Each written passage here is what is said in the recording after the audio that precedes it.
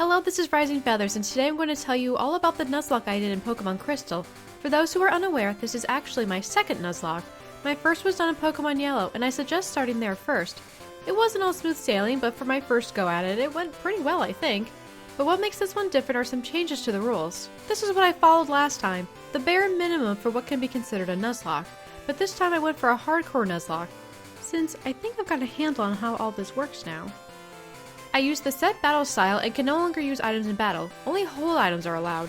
Plus, there is now a level cap on my team. My Pokemon cannot surpass the upcoming gym leader's highest leveled Pokemon.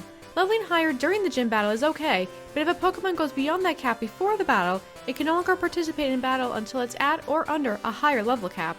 I also made the change that static encounters, including in-game trades and gifts, are fine to take and use, even if it's not my first encounter in that area. I haven't been to Johto in over 10 years and I've never played Crystal before. Let's break it out. Unlike Pokemon Yellow, you normally get a choice in what Pokemon you take. Gen 2 gives us the choice of Totodile, Cyndaquil, and Chikorita, but in the spirit of the challenge, I let a dice roll determine what I chose. Ideally, I want to take a Cyndaquil or a Totodile, because in general, Chikorita is the hardest to work with, despite it always being my pick as a kid. And wouldn't you know it, I get Chikorita. Some bonds never die, I guess. I named him Subway and started my adventure. Back in my Yellow video, I made a point of sharing every name of every Pokemon I caught, but this time for the sake of brevity, I'm going to be a bit more selective. If you'd all rather I go back to mentioning every catch for next time, leave me a comment to let me know. For our first rival fight, Subway was up against the Cyndaquil he had stolen from Professor Elm. Unlike Gen 1 where you fight your rival right away, this time you're able to walk around a bit and level beforehand. Being at level 7 and holding a berry, Subway won the fight fairly easily. I decided to train a bit in Sprout Tower, but it actually goes a bit too well. Subway actually hits level 10, and in accordance with the new rules, he's past Faulkner's level cap of 9, and can no longer participate in the party until after I get the first badge. I must have misremembered his Pokemon. Actually, as you will see, this is not the only thing about Faulkner I've forgotten. Regardless, Subway heads to the PC for now, and I catch a Bellsprout on Route 36. Exactly what I was hoping for. Why? Because in Violet City, there is a man who will trade you an Onix for one. Now, normally I wouldn't go for this. Onix has never been a good Pokemon, but perhaps this would give me an edge against Faulkner's flying types. I grind Rocky to level 9 and challenge Faulkner. Some of you might have already guessed what else about Faulkner I'd forgotten about as soon as I said my strategy was to use an Onix. For everyone else, let me explain. Faulkner has a Pidgey and a Game Shark Pidgeotto, who both know Mud Slap, a ground move that they can only learn by TM. Despite being super effective, Mud Slaps from Faulkner's Pidgey don't do a whole lot of damage, but the drops in accuracy from them drag out the battle so long that Rocky ends up using the berry he was holding. Pidgey goes down and Rocky levels up, but my hopes aren't high.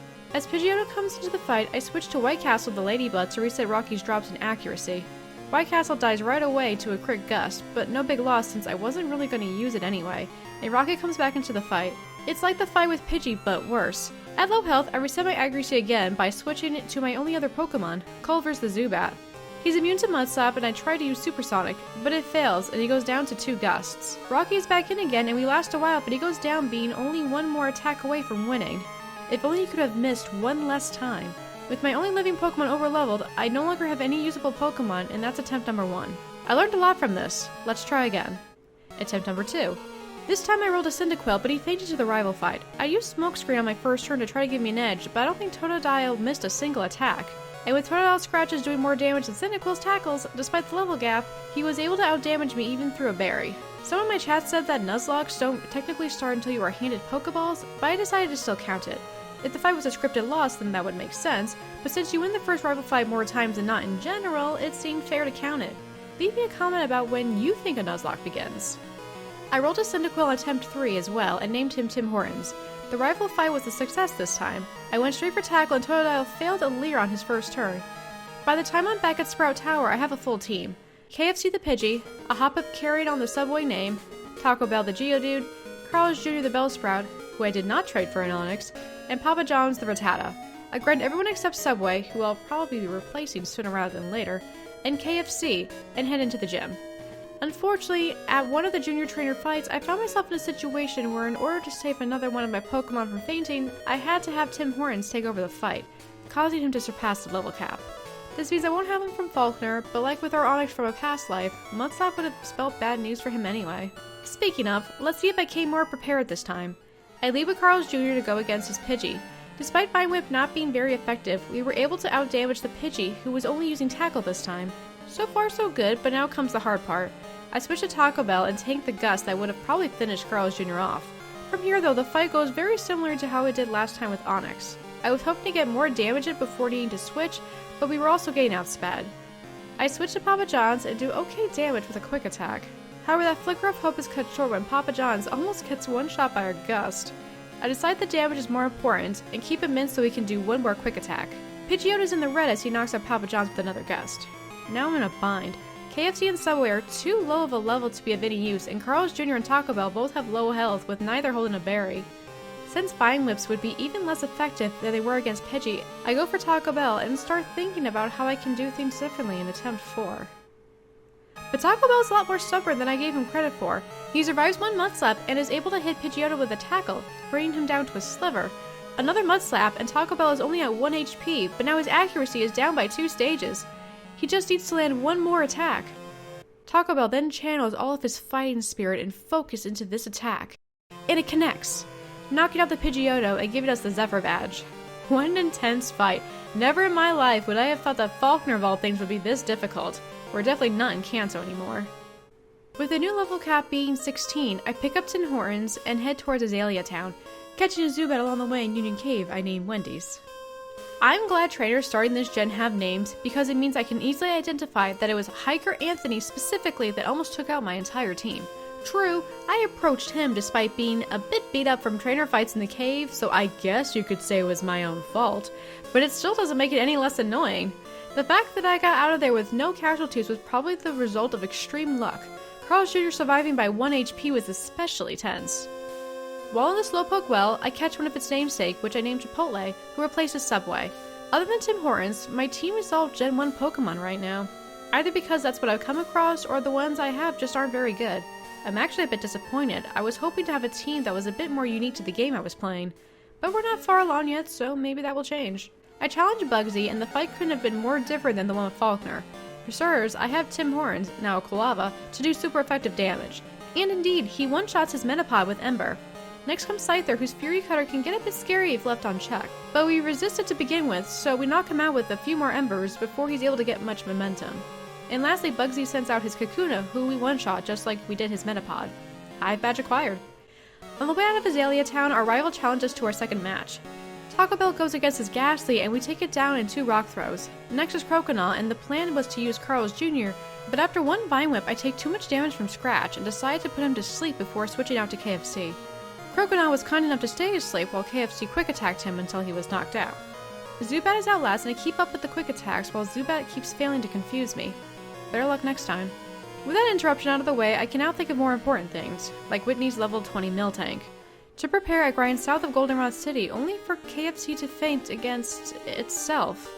Ditto can be found here, and even though KFC was only at half health, I thought the level gap would be enough, but apparently not. The Ditto got in an extra quick attack that ended KFC's battle career. There's nothing in my box I find worth training, so instead I head to Route 35 and fish up a Magikarp I named Lon John Silvers. I throw him at the daycare people and take the odd egg they offer me. I remember the Togepi egg given at the beginning of the game, but I completely forgot about this one. It's possible I often skipped it if I never went to the daycare during a playthrough. It hatches into a Cleffa, a special Cleffa in fact. Upon researching the odd egg while writing the script, I learned a few things. It hatches into one of the new baby Pokemon introduced in this gen, that being Pichu, Cleffa, Igglybuff, Tyrogue, Smoochum, Elekid, or Magby. And in the international version of the game, it has a 14% chance of being shiny, as opposed to 50% in the Japanese version. Because it's shiny, its hidden power type is Grass, which in hindsight I wish I had known, and it has better IVs than a non-shiny. As excited as I was to get this, I don't see a place for it on my team just yet and box it for now. Enough housekeeping, time to fight Whitney. I leave with Taco Bell and her Clefairy gets things started with a Metronome, becoming a tri-attack. It does very little damage and we don't suffer an affliction, a very good outcome. Taco Bell retaliates with a magnitude 7, bringing her into the red.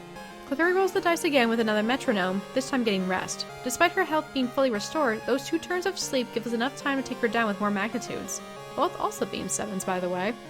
But then it's Miltank, the bane of many a childhood. She goes for rollout, of course, but in this first round it only does 2 points of damage. I go for magnitudes. A 7 and 2 9s later, and we take out Miltank before even losing half our health. Maybe rollout isn't as impressive as I remember it being. I guess Whitney feels the same way, since you have to talk to her twice before she'll stop crying long enough to give you the badge. Before leaving Goldenrod, I spruce up the team a bit. I finished evolving Long John Silver's into a Gyarados. After some input from my Twitch chat, I end up replacing Chipotle with Firehouse, that shiny Cleffa from before. It needs friendship, of course, to become a Clefairy, so I spend a lot of time walking around and getting her haircuts. This will also come in handy eventually after Zubat evolves into Golbat. Might as well multitask. I've never used a Crobat before, but I'm told it's pretty good. Can't wait to find out. Except that I won't, because she faints shortly after our Route 36 against Psychic Mark. I was using Wendy's because Bite is a dark move, but in so doing, I forgot that Wendy's herself is not dark, and is in fact weak to psychic moves. She gets one shot from his Kadabra. I guess the wonders of Crobat will remain a mystery. Not gone long enough to be missed, Chipotle finds herself back on the team. Let's skip to the rival fight at the Burn Tower. First is Long John Silver's versus Haunter. I have Bite, which is super effective, and it takes him down in 2, but not before I get paralyzed from a lick. Next he sends out Magnemite, and I swap for Taco Bell. After surviving 2 rock throws, Magnemite lands a Supersonic, and after hitting ourselves in confusion, our health is low enough that I bring in Carl's Jr. Grass isn't effective here, but it's good enough to get the job done. Zubat is next, and I switch for Tim Hortons, just to be hit with the Confuse Ray instantly. This guy and his status afflictions, I wish he wouldn't. But Tim Hortons doesn't fall for it and snaps himself out of it on the 3rd Ember, taking out the Zubat. Last is Croconaw, and I bring Carl's Jr. back in to put him to sleep. I get 2 Vine Whips in before he wakes up and lands a Bite. This combined with the damage from earlier in the fight brings her low enough that I swap her out for Long John Silver's. Croconaw bites us again, but this time we bite back, knocking him out and winning the fight. Definitely not a clean battle, but a win is a win. I also like how the rival reacts to this next part, it's just hilarious to me. Ah, whatever. You would never be able to catch a legendary Pokemon anyway.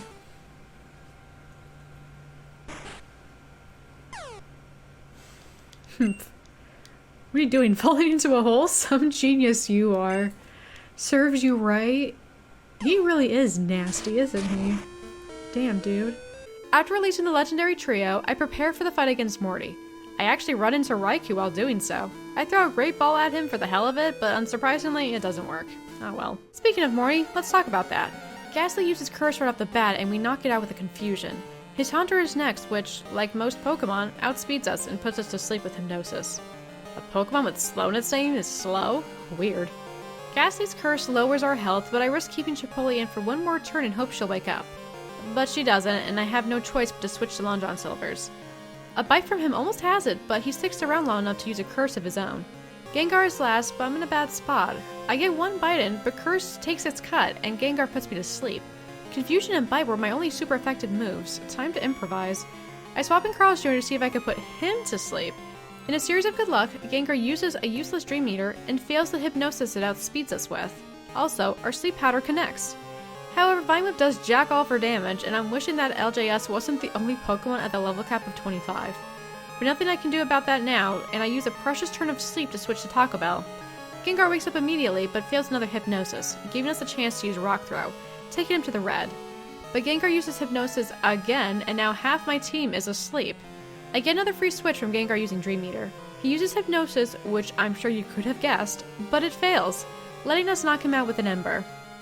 Too bad he has a Haunter left. I kind of forgot about that one. Never mind, Gengar wasn't last.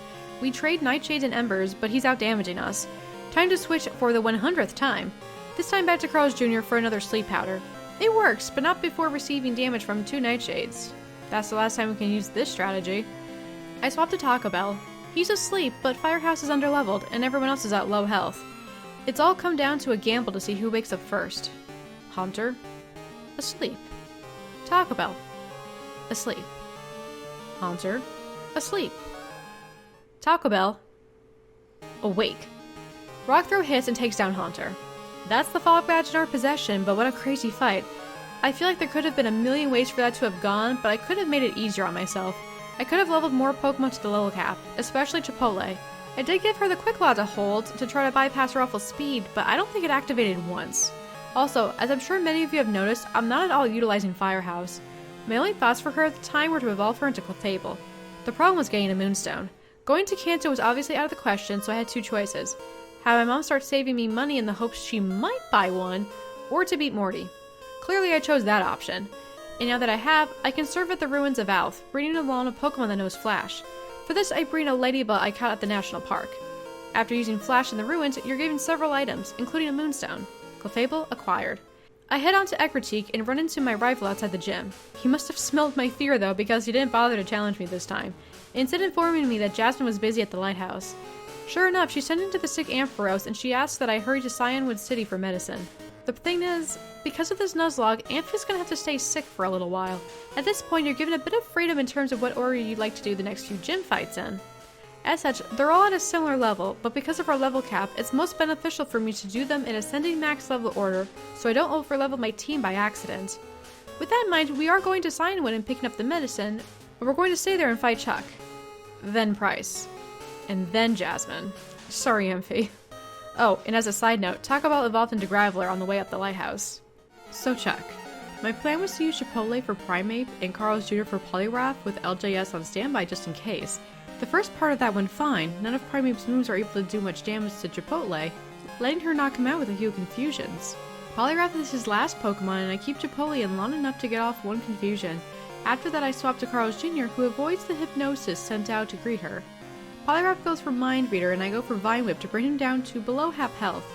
Poliwrath, now unable to miss this attack, hits us with a Dynamic Punch, a move that normally only has 50% accuracy. In an out-of-character moment of strategy, I had taken Dynamic Punch into account and had given Carl's Jr. a Bitter Berry beforehand, so I immediately shook off the confusion and landed another Vine Whip, bringing Poliwrath into the red. However, his next hypnosis does succeed, and we sleep through 2 Dynamic Punch misses. She would win if she would only wake up, but she doesn't, and a third Dynamic Punch hits, putting us in the red as well. We wake up on our next turn, but take damage from the confusion, knocking us out. Since I had LJS planned as a backup anyway, I should have probably switched to him once Carl's Jr. had been put to sleep, but now it's too late and she's taking the big sleep. Rest easy, friend. So of course I switched to LJS and win with the Dragon Rage. If you saw my yellow Nuzlocke video, you may recall me struggling to break my habits of using brute force to win battles rather than strategy. Seems that struggle is still very much real. I get the Storm Badge, but also the TM for Dynamic Punch, which feels more like an insult than a gift. Before heading to Mahogany Town, I address my team. With a slot open, I comb through the PC to see what looks appealing. I settle on Culver's. At Magnemite, I had caught on Route 38, hoping that an electric move on the team will give us a bit more to work with Price. Except I immediately come up with a better idea, Firehouse. She still has her original moveset, so she's been next to useless so far, but no longer.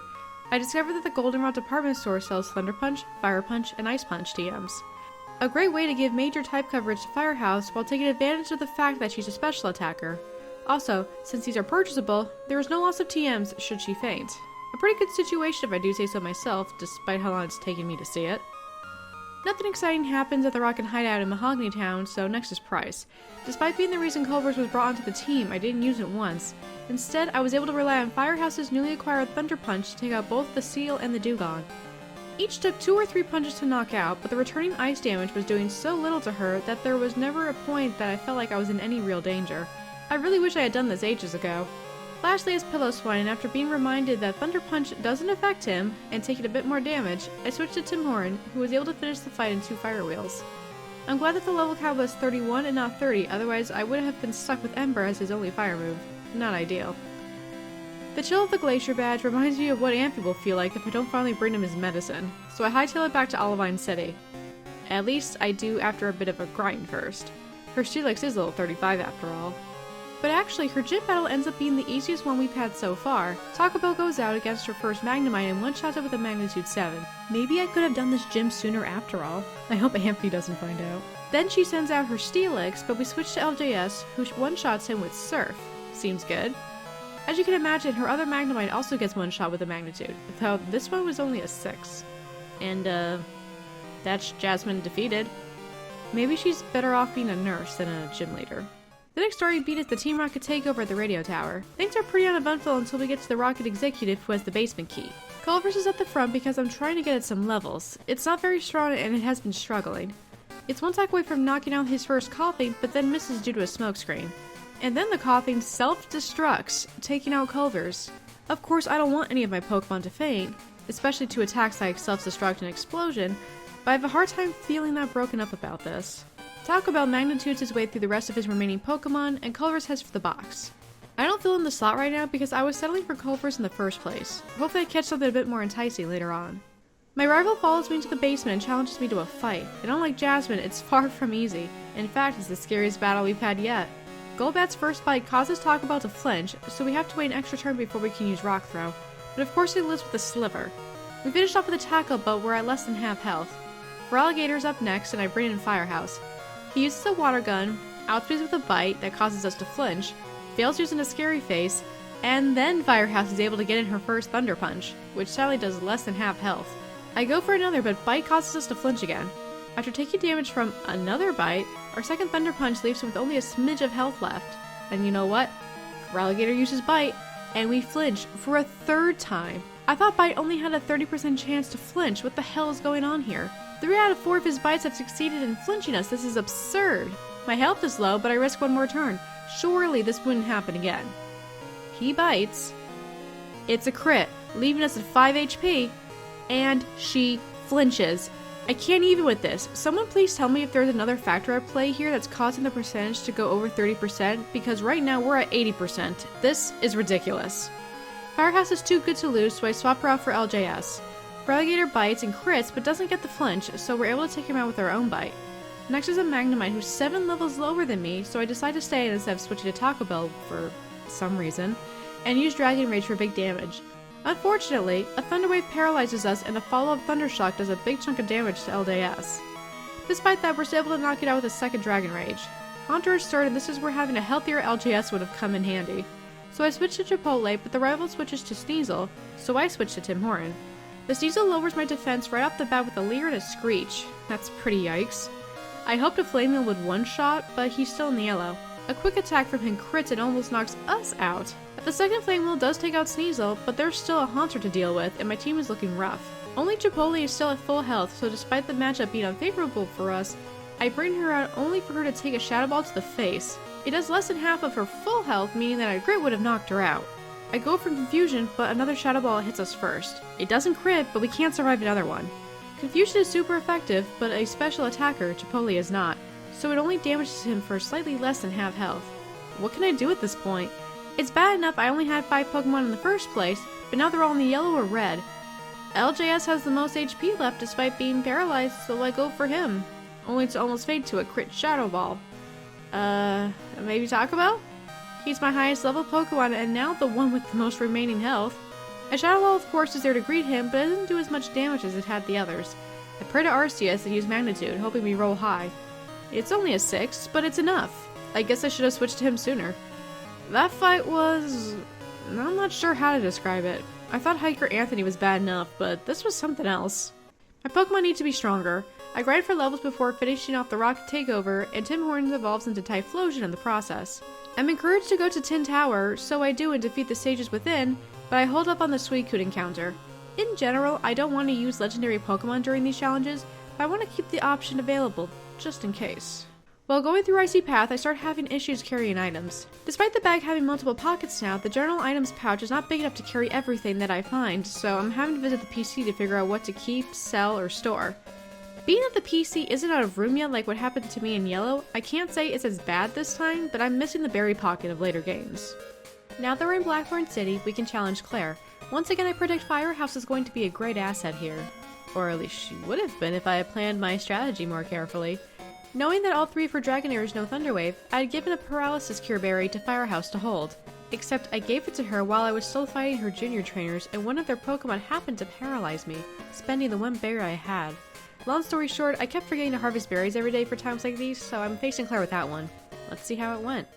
I outspeed the Dragonair on the first turn with an Ice Punch. I'm really hoping it'll faint in one hit, but nope, still in the red.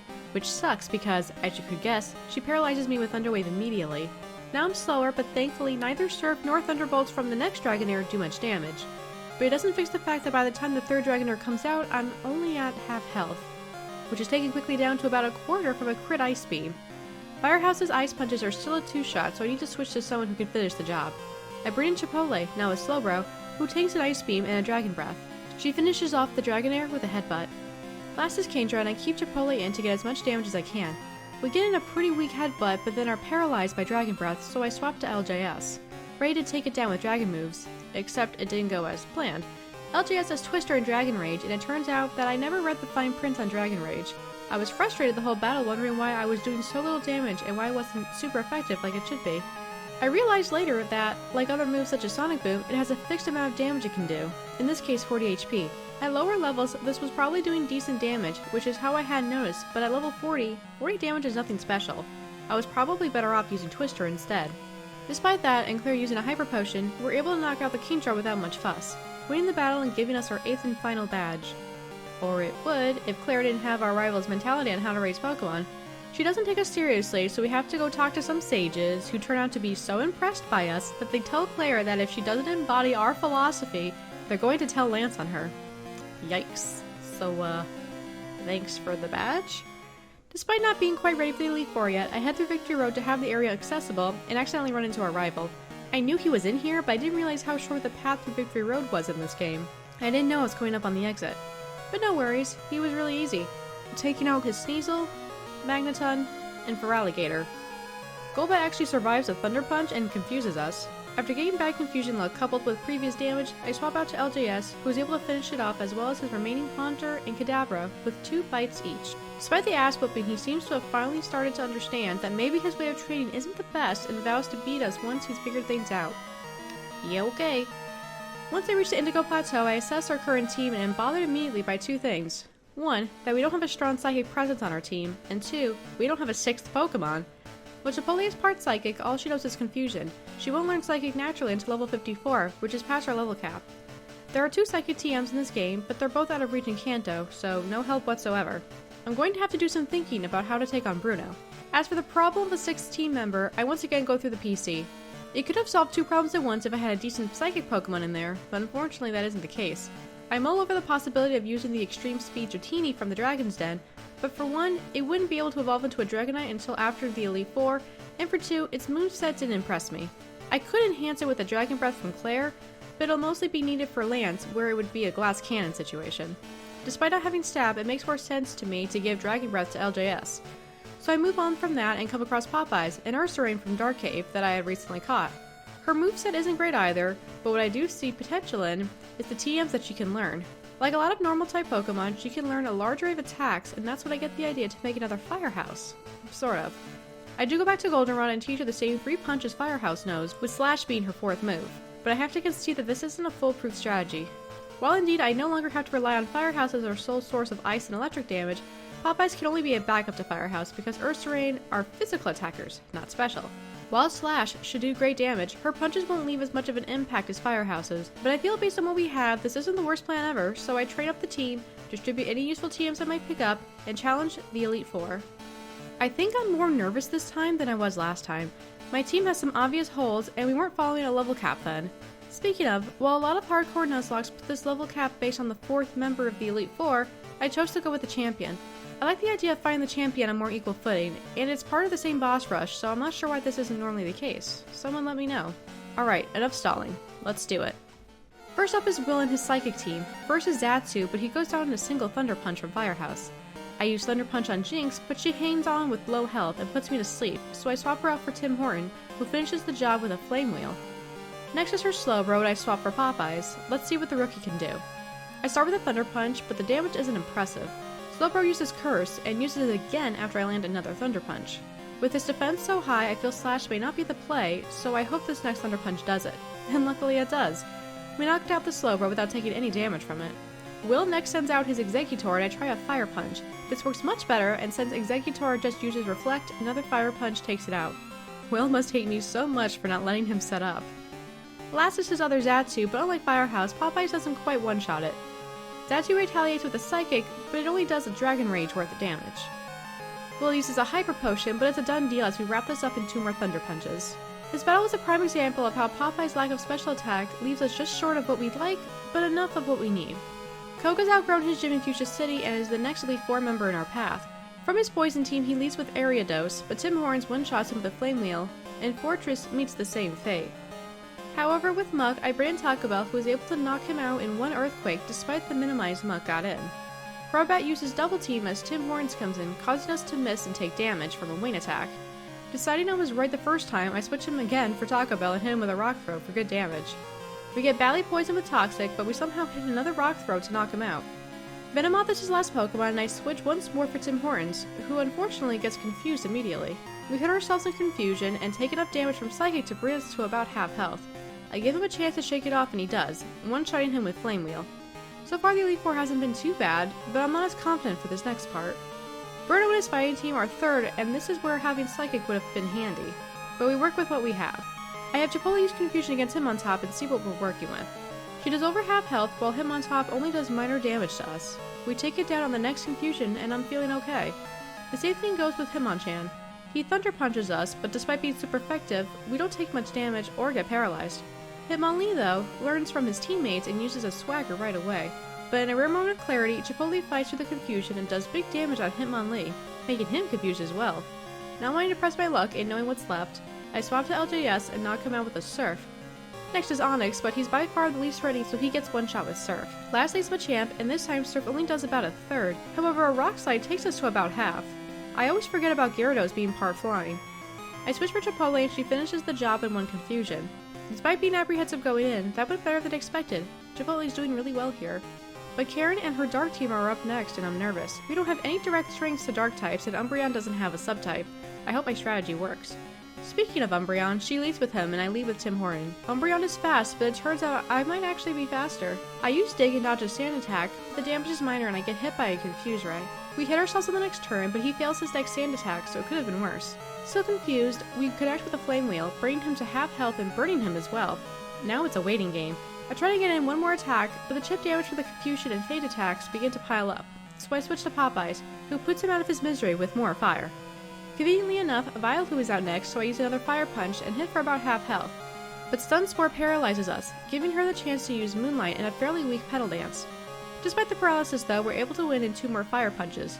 Gengar is next, but at this point Popeyes is only at half health, so I switch to Taco Bell. Gengar uses Curse and paralyzes us with Lick. Except I had picked up another Paralysis Cure Berry along the way, and had given it to Taco Bell to hold for just this. Look at me learning from past mistakes. We're able to use Earthquake unhindered and knock out the Gengar, canceling the curse. We also use Earthquake to one-shot the Houndoom, leaving Murkrow as Karen's final Pokemon. But Taco Bell has always known how to finish a fight, so it's no surprise that Rock Throw hits in one-shots, defeating Karen and the Elite Four. Almost there. Before it lands, I obviously heal by making an important item change. Popeyes is plan B, and I want her to have as great of a chance as possible, so I give her Never Melt Ice to hold. Maybe this will take some of those almost KOs and make them so. I've done all I can do. Let's go.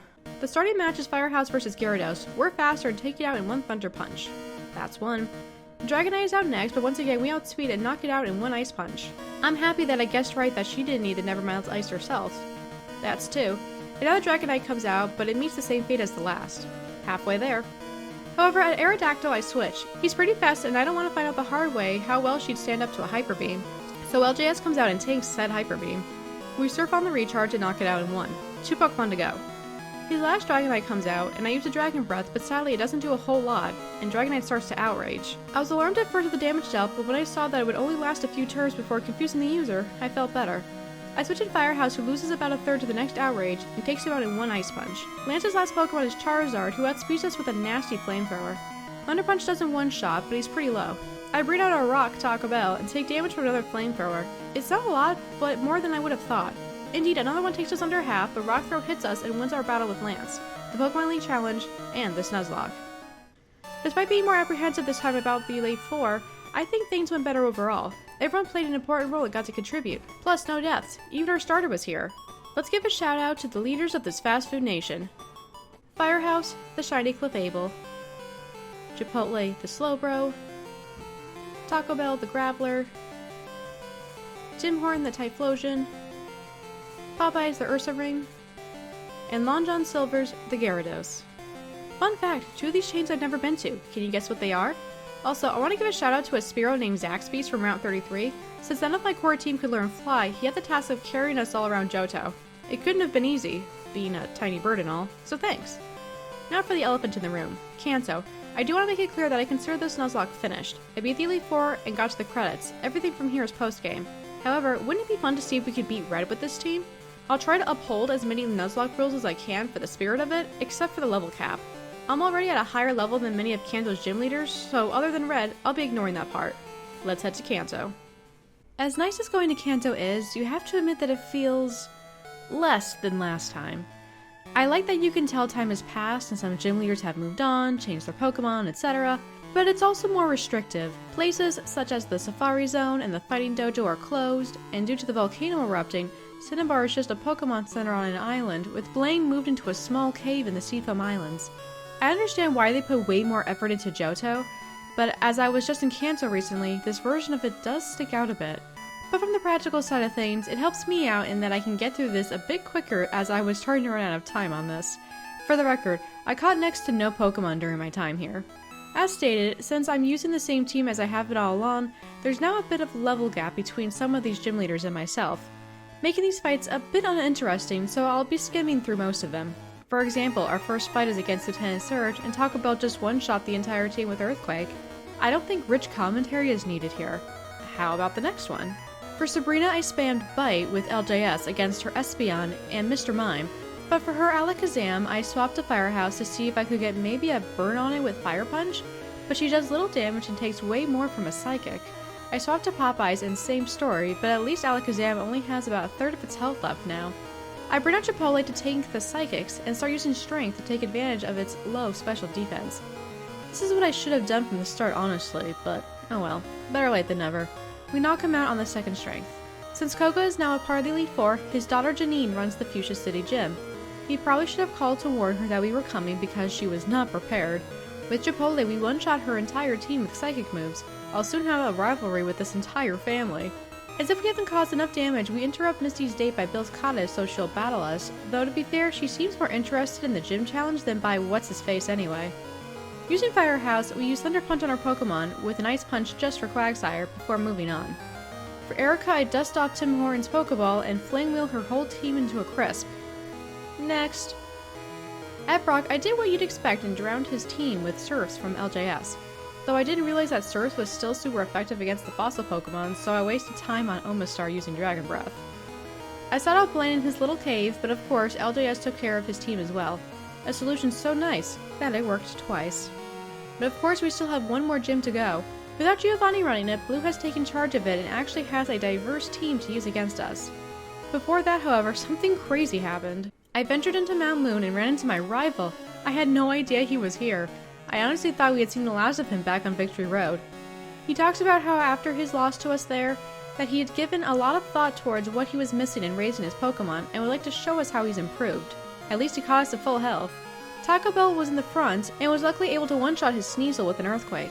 But for Feraligatr and Golbat, I fell back on Thunder Punch from Firehouse. They did deal some damage, but because she held leftovers I found in the trash, she was able to gain most of her health back. We one-shot the Magneton with the Fire Punch, but not before getting paralyzed. Next was Gengar. I switched to LJS, who gets mean-looked immediately. But with a 13 level advantage, I'm not too worried.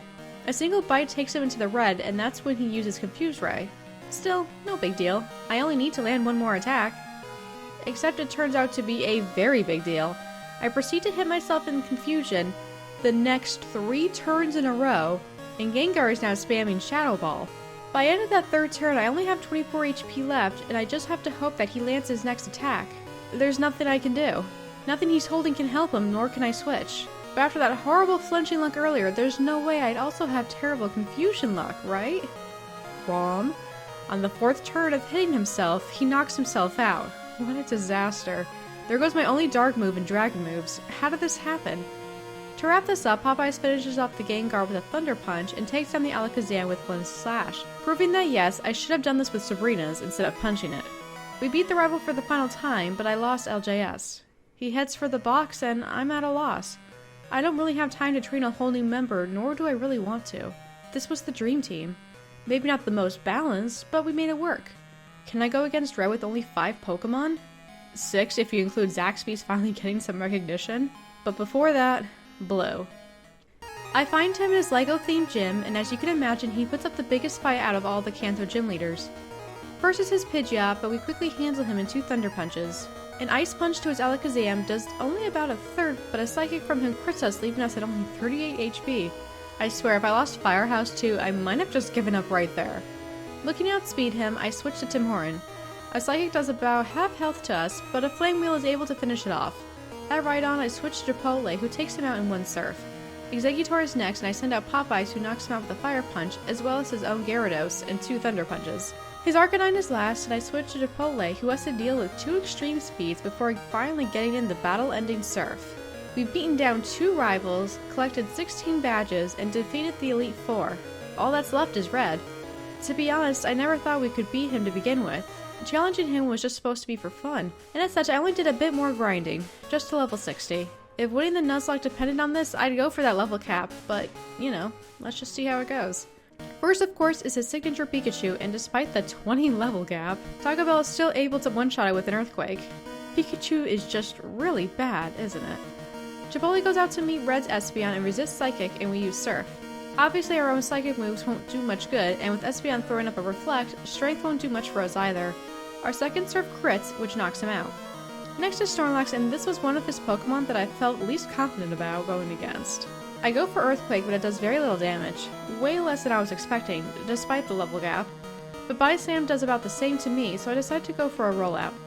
On the 4th turn of Rollout, we're able to take him down, but by then the Body Slams have chipped us down to about only 23 HP. Venusaur is next and charges up for a Solar Beam. Since there's another turn of Rollout to go, I'm locked into the action, but that turns out to be just what we needed. It actually knocks him out. At this point I'm beginning to feel cautiously optimistic, but then out comes Blastoise. With Rollout expended, I'm able to switch to Firehouse. Surf takes away almost half health, and his Whirlpool misses. For a turtle, he's pretty fast. I get in my Thunder Punch, but it's going to take another 2 or 3 to do the job, and I don't think we have that much time. Especially since he next uses Rain Dance. Another Thunder Punch and he's in the yellow, but another Surf from him puts us at 5 HP. If we didn't have leftovers, she wouldn't have lasted this long to get in one more Thunder Punch, that leaves him with very little health left. I switch to Popeyes with the intent of using a Slash. Unfortunately, he's able to Surf twice, which she doesn't survive. I ran out Chipotle to resist the water, but her health is too low from earlier and she doesn't make it. Rain Dance ends as Firehouse makes a reappearance, but it's not enough and she faints as well. Maybe Tim Horn can outspeed it? Turns out he does, and Dig stops the Blastoise from carving even more holes into my team. His last Pokemon is Charizard, but I don't have much to work with. I foolishly use Dig, which of course doesn't work. I also try Flamethrower, which does a little, and Quick Attack, which does even less. Charizard, meanwhile, knocks me out after several wing attacks. Taco Bell limps onto the field as our last stand, but it's no good. We lose. So that's that. The adventure ends here. The great trainer from Johto defeated by Kanto's best. It was just meant to be, I guess. In this timeline. But what would have happened if Long John Silvers had survived against that Gengar in Mount Moon? What would have happened in that timeline? Let's find out. I resurrect him and head straight back to Red. I don't even level him up to level 60 like the others. I'm going to try again.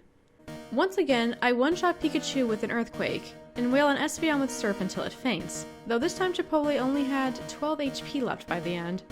Cutting it pretty close. Speaking of close, so was the fight with Snorlax. I throw in Taco Bell, of course, who takes very little damage to Body Slam, but gets paralyzed this time in the process. Despite that, I go for the rollout since I know it works. And Taco Bell, like the champ he's been all along, does not get stung with paralysis and is able to actually knock out the Snorlax on the 4th turn of rollout just like last time, though he only has 4 HP left himself.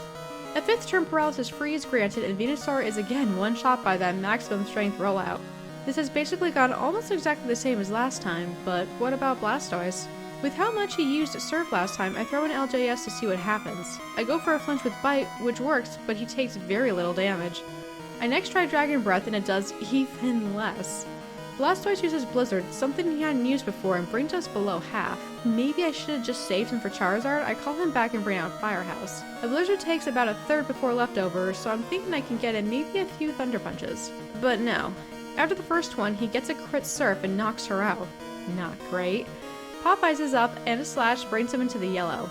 But Blastoise's next Surf is buffed by Rain Dance, almost one-shotting Popeyes. A Thunder Punch from her takes him down. We've once again made it to Charizard. Unfortunately, Popeyes is picked off with a wing attack right out the gate. Wishing he had more health, I try LJS, who almost fades to a single wing attack himself, but he hangs on with 20 HP and gets in a Surf, bringing Charizard to the low yellow. This is the breakthrough we need. I send out Chipotle in case that Quick Claw wants to work, but sadly it doesn't. However, I still have one Pokemon at full health, Tim Horton. I use Quick Attack here, a move that I tend to hang on to as long as possible for times, like now, where I really need to go first. It doesn't do much damage of course, but then again, Charizard doesn't have much health left either. A wing attack takes a modest chunk of our HP, and another quick attack leaves Charizard with a sliver. A crit wing attack could end it, but it doesn't, and we're able to get in that final quick attack and defeat Red. One attack. One surf from Long John Silver's on the Charizard is ultimately what made the difference. There are ways I still could have played that better, and if LJS had been here from the start, he would have been level 60 as well. I know this wasn't the true attempt against Red, but I'm convinced if we lived in the timeline where Gengar didn't ruin everything, we would have been. But like last time, let's take a break from this final moment of victory to remember those who didn't make it to the end of the Nuzlocke. That being the Elite Four. Papa John's the Rattata, a sacrifice against Faulkner's Pidgeotto. KFC the Pidgey, from a wild Ditto being a better Pidgey. Wendy's the Zubat, who gave Psychic Mark the only KO he's ever had. Carl's Jr. the Weeping Bell, who fell asleep only to wake up and punch herself lethally in the face. And Culver's the Magnemite, by a rocket executive who knew that self-destruct is super effective against Nuzlockes. However, let's also give memorial mentions to Long John Silver's the Gyarados, who went up with the worst confusion look against some of the best rival AI I've ever seen. And the rest of team, Zaxby's included, to the mighty Red. I want to thank everyone for joining me on my first Hardcore Nuzlocke and second Nuzlocke ever. The next Nuzlocke video will be Hardcore Emerald, which I've already started streaming on Twitch, at twitch.tv/risingfeathers, link below. It's been a lot of fun to stream this journey. Here's something that came from this run, actually. Will you take my berry? Our milk even goes out to Kanto, so if our milk tank won't give us any milk, we're in trouble. My milk tank ain't giving me milk no more. This here farm's got famous milk. Most everyone wants a drink. It'll give me lots of milk if and I feed it lots of berries, I reckon. Some kind of key item with the berries. Well, that's how he was talking. I actually wanted to go back and give Moo Moo enough berries, but I ended up forgetting. Let me know if I should go back for her. In any case, I've gotta go worry about natures and abilities now. See ya! So I know the video is basically over, but Editing Rising needs to step in for a second. This past weekend, that being the week before Halloween, Mah-Dry-Bread posted on YouTube one of his weekly Pokemon challenges, where this time he featured randomly selected creators that responded to his Twitter thread. Through what must have been some crazy luck, I was one of those people. The thing is though, is that I didn't have a chance to watch the video right away, so I had no idea that that was a thing until someone commenting on my Pokemon Yellow video explained it to me. I screamed. It was a bit of a relief though, because I was getting an uptick of followers on various platforms and I had no idea where they were coming from. I honestly thought they were bots at first. This includes this channel where I went from under 10 subscribers to breaking 30, which is super cool. Hi, let me meta this even further in that this is a few days after I added this add-in, which I've now got to interrupt because that number has literally doubled since then. I'm getting super supportive comments on my Pokemon Yellow Nuzlocke video, and including someone that said that they hope I hit 100 subs soon, which just boggles the mind. I can only hope at this point that I'm able to match that support with more content that you can all enjoy. I'll do my best. And now, let's have me wrap this up. And I want to extend a special welcome to those of you who came here from MDB's video. I hope you enjoy what I create. This isn't strictly a Pokemon channel, but Pokemon challenges will probably be a staple, especially from the support you've all given me on Yellow. I also want to say a special thank you to Mah-Dry-Bread. No joke, I find his story of the long grind to be encouraging, and his content is always fun to watch. You can bet that if I ever get a long enough reach, that I will do something similar to hopefully give the same boost to someone else. So if you'd like to help me get there, please consider doing the algorithm ritual, and this time, for real, see ya!